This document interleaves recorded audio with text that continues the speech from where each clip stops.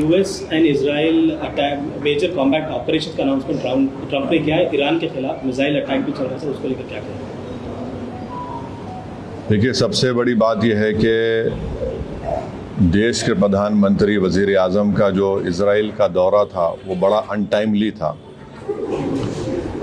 और वज़ीर आज़म नरेंद्र मोदी को अपने एडवाइज़र से सवाल करना चाहिए कि क्या ये सही वक्त था इज़राइल का दौरा करने के लिए।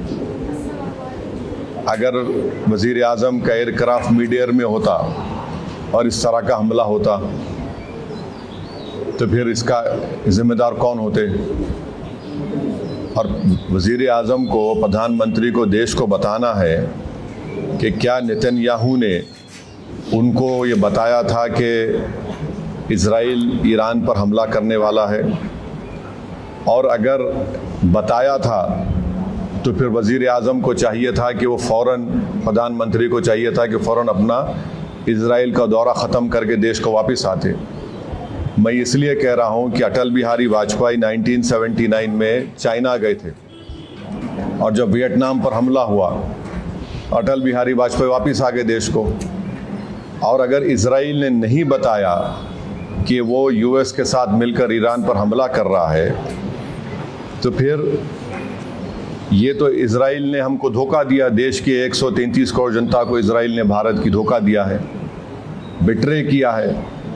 उन्होंने प्रधानमंत्री के विज़िट को इस्तेमाल किया है ईरान पर अपने एक वल्गर अटैक के लिए, और उन्होंने प्रधानमंत्री के विज़िट को इस्तेमाल किया है ईरान पर हमला करने के लिए, और जो जेनोसाइड उन्होंने फ़लस्तीनियों का किया है गाज़ा में उसको कवर अप करने के लिए।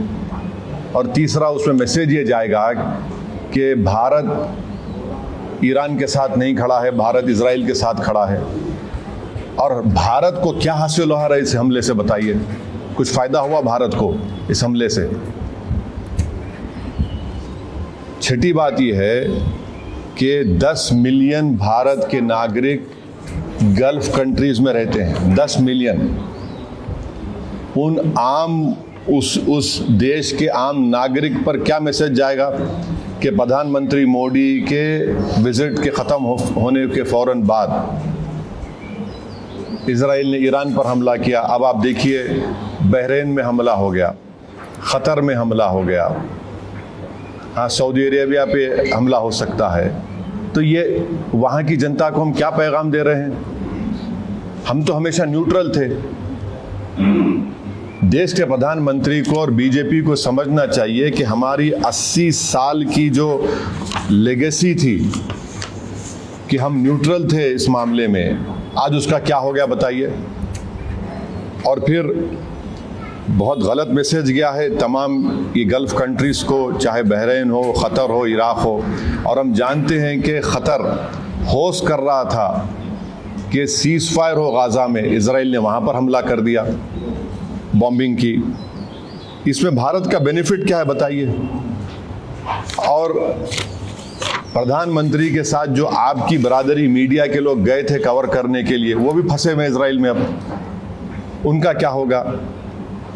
तो ये जो, और लार्जर पॉइंट ये है कि US पे अब कौन भरोसा करेगा? आप बातचीत भी कर रहे और हमला भी कर दे रहे आप। तो ये सवालात हैं जिससे देश के प्रधानमंत्री को, बरसर इख्तियार जमात को, बीजेपी को इसका जवाब देना पड़ेगा।